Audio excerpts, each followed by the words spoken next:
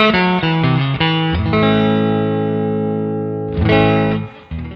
right, for sale and for demo today is this really stunning 1959 Fender Jazzmaster, restored in late 50s hue Fiesta red finish. Joe Riggio of Tacoma, Washington did the refinish. Joe always does a killer job, knocks it out of the park again. Nice subtle relic on this guy. Exactly what you'd expect to see on an old vintage guitar. So this guitar, as you've already noted from the refinish, is a little bit of a restoration. It was stripped when I got it. It had also had like a Gibson-style rat tail bridge put on it. So they slightly widened the holes in order to get the stock thimbles back in there, which I have, tall thimbles. We had to kind of plug that and re-drill it. Big deal. It's back to stock now, and currently has a vintage bridge with Mustang saddles. Some people really like that Mustang saddles on there, a little bit different. Seem to guide the strings better.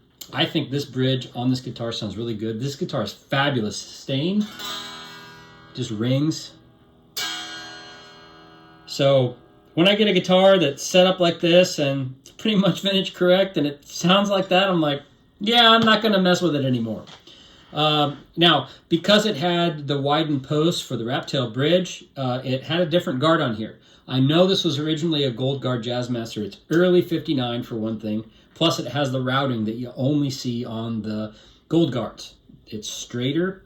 Later they add a little like curvy thing here to accommodate the extra screw. I think it's actually on this side. There's an extra screw right here.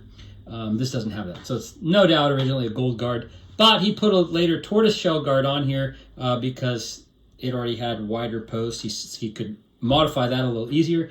And so that is what it is. So I had a fella in Australia make me a gold guard with the right screw hole pattern for 59.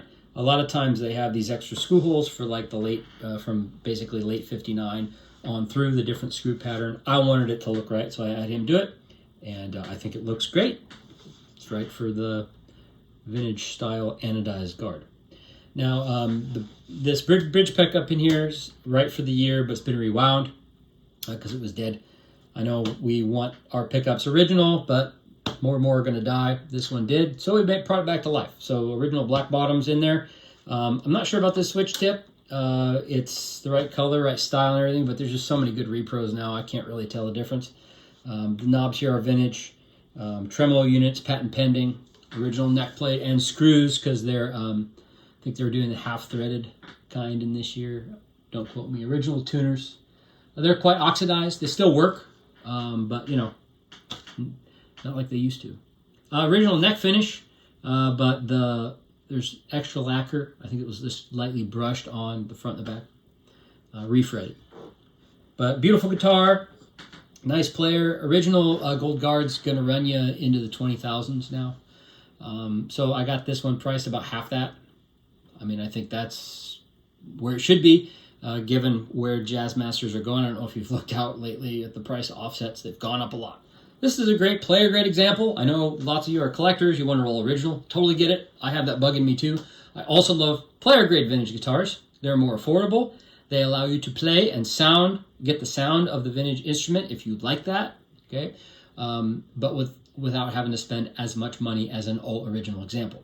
Now I know there's some of you out there are like, I don't like vintage guitars. They're not worth the extra money. Look, you've got your perspective, and that's totally legit. If you're just looking at like pure raw sound, I do think vintage guitars sound different, right? Whether they're worth the 10 to 20 times a reissue price, that's an interesting debate to have.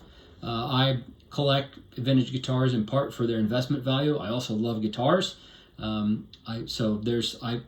have fun out of multiple sides of it. So I do have a place in my heart for player grade vintage guitars, and especially restoring them.